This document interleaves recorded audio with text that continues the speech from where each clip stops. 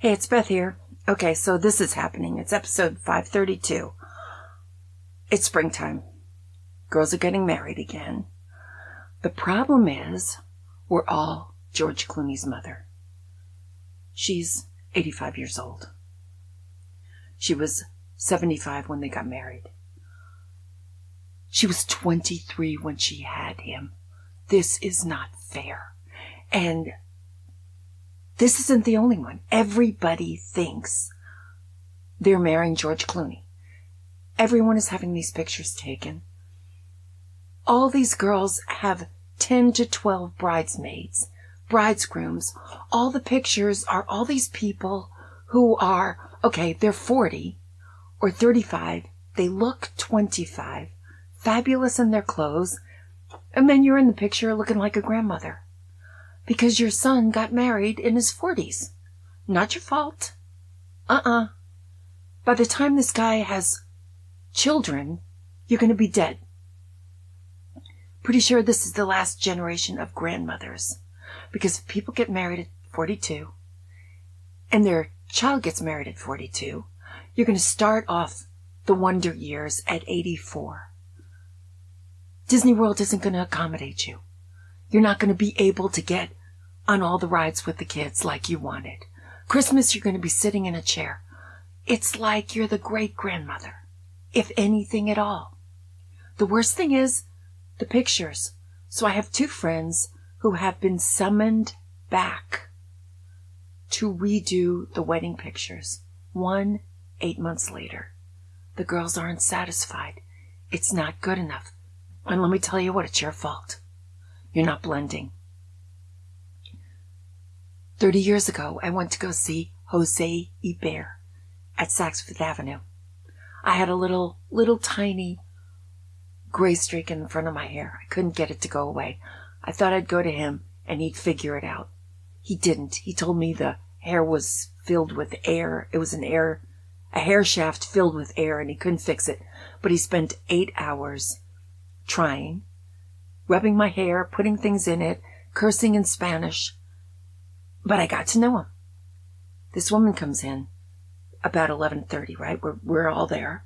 He's working on me day and night, getting to know him. He's making friends with me. He actually gave me his phone number. He felt so bad about everything. But we were laughing, having a good time. This woman comes in. She looked like a little garden gnome. She was crying. And she said, Jose, I'm going to be the mother of the bride in 3 weeks. Can you do anything with me? He looked at her. He kissed her on the cheek, put her in a chair. He said, we're going to fix this. He pushed her bangs back, pulled her hair up, got her a soft look around her face, but it was a frame. He said, don't go white. Don't go white blonde. Not for that picture. You need to have a frame. There needs to be a difference between your skull and your hair. And then the biggest thing he did to her was he gave her eyebrows. He said women in their 60s and 70s and 80s need eyebrows, and they need to be the right color for the picture, for life. And he told her, dye them. I know it's bad for your, whatever you have left of your eyebrows, but dye them, because whatever makeup you put on them in the beginning of the day, it's not going to hold up at the end of the day. Just do it this once. The woman left. I was like, wow, isn't that sad? She's the mother of the bride at 75. This was 30 years ago. Oh my God, what a horrible situation. Well, guess what? We're all in it now. So here are the tips I could find. All right? This is the funny thing. It's all become very non-traditional. And the girls have their family and their chosen family. But guess which family pays for everything? You. Not the chosen people. You. 12 bridesmaids, 12 bridegrooms, the rehearsal dinner, they're all included, and it's an open bar. Okay, everybody's having a great time. The pictures are all pictures of them laughing hilariously. The pictures of you with your child. You're supposed to be looking at your child like you're the proudest person in the world. Do it. Just do it. Look at your child like you created, I don't know, Mother Teresa, Thomas Edison, and Marco Polo all in one. That's the picture they want. It's so out of whack of what's normal. The wedding party, they're probably not going to want you to be with the mother of the bride and all of her little friends having little fun time. Tell them if it doesn't come across really quickly that you're invited, you're not invited. Get your makeup done by yourself. Get your hair done. Now here's the big problem. And this is absolutely almost everyone in our age group. If you're wearing a sleeveless dress, you're going to have this thing that 20 years ago somebody came up with this horrible expression, but it is so true. It's called back cleavage. The skin on your back isn't as tight as it should be. I don't care how thin you think you are. You're going to have this ripple of skin at the top of the dress every time you lean over into a picture. Wear a shawl. Just have it available. I don't even care about your floppy arms. That's not the point. Back cleavage is going to upset you. Make sure you've dyed your hair right before this, because there are going to be pictures of the top of your head, because you're going to be leaning over talking to people. Okay? Never, never, never be in the shot at an angle unless you're behind people. Those big pictures of the whole family, that's the one that drives her nuts. That's the one. So one of the people has to go back, and now she's decided that everyone else in the picture should be wearing black, and she's the only one wearing white. She saw it on Pinterest. Okay? Just don't be the problem. Do exactly what she wants, because she's holding your son hostage. He's going to pay for everything that goes wrong. So just do it correctly. If there's a mother of the groom speech, nail it. Mostly talk about how wonderful it is that this girl has come into your life. Don't talk about other girls. You will be sorry. Just talk about he never spoke like this before. She brings out the best in him. She's better at him than he is at anything. She's amazing. That's the speech they want. This is no joke. You'll be sorry if you don't do it, because your son will pay. Okay? If there's a dance and you got to dance, this is your responsibility. Okay? You're supposed to come up with a song. He's going to be embarrassed beyond belief. They all are. I don't care how old they are.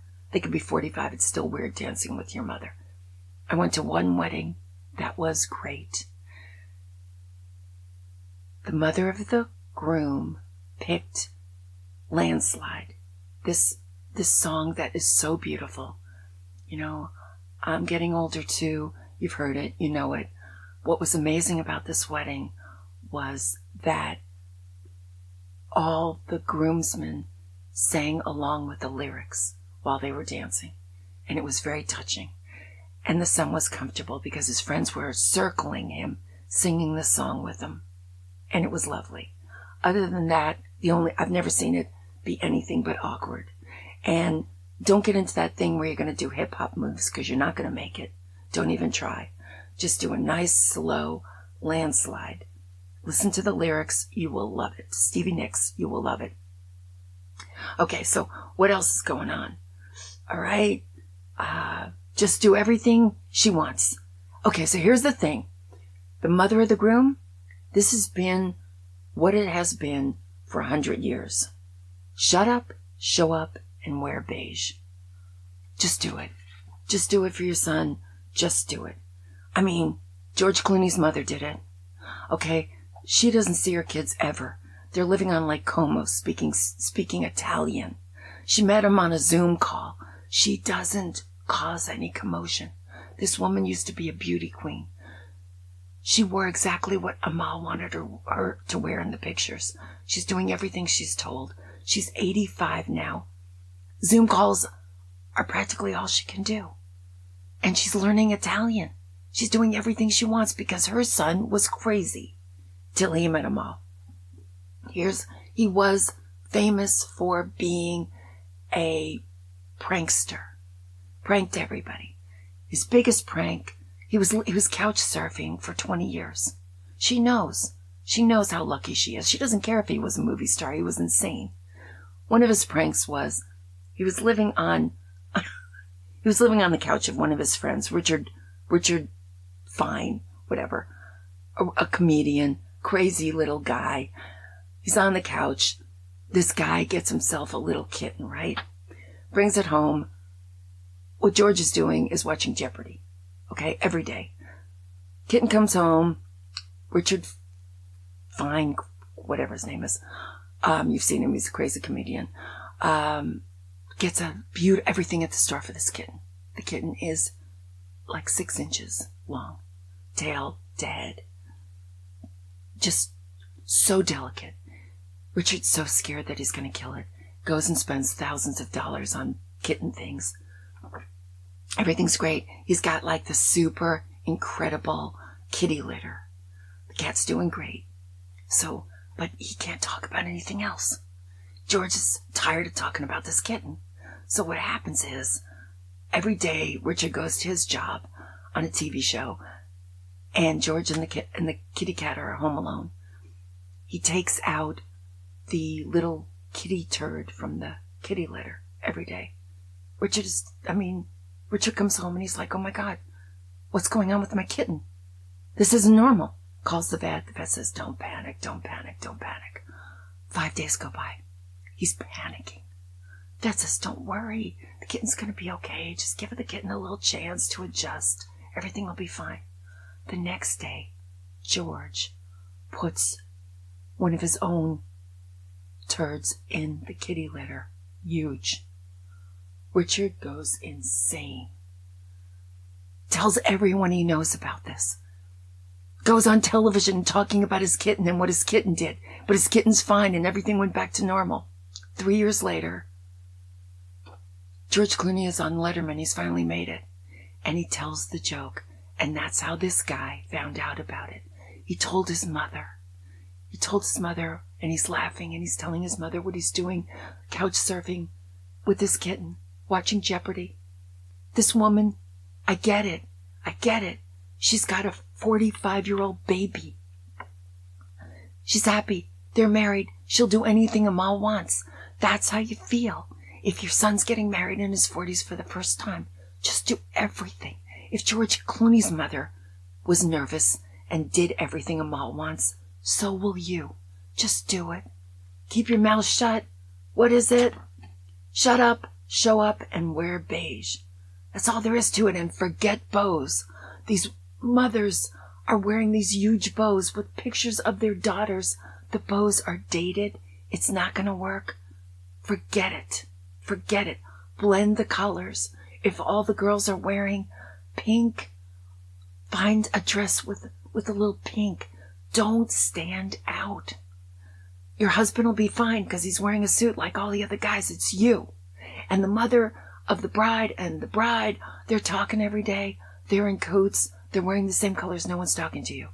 Find out what the girls are wearing and stay in that palette. Blend. Be nothing. Don't stand out. It's the best advice I can give you. Mother of the groom, don't stand out. Jose Ebert, take care of those eyebrows. If you can whiten your teeth, do it. But he said the eyebrows were the most important thing. And I guess he's right. Because I've been looking at pictures all over the place of wedding parties. Yeah, eyebrows are good. Lipstick, keep it really soft. Really soft. Just the palette soft. You just want it in the background. Like a baby. Just no blush, no eyeshadow. Just quietly nail it. You're not going to be beautiful. You're 70. You're going to be beautiful for a 70-year-old. George Clooney's mother, the beauty queen, knew this and laid low. Lay low. I'm going to throw in 2 movie reviews because they were horrible. Godzilla versus King Kong, forget it. Took Killian. All it was worldwide action, no dialogue, no story, no nothing. Monkey Man, Dev Patel, he's doing something, he's saying something, the most violent movie I've ever seen. He's telling people in India something, can't understand it, couldn't figure it out, but I've never seen anybody survive so many near deaths. I mean, he gets stabbed in the leg and he keeps walking. It's crazy. It's just crazy. Falls into this dirty, dirty sewage lake with all these cuts and bruises. And he's fine. He's fine. He's always fine.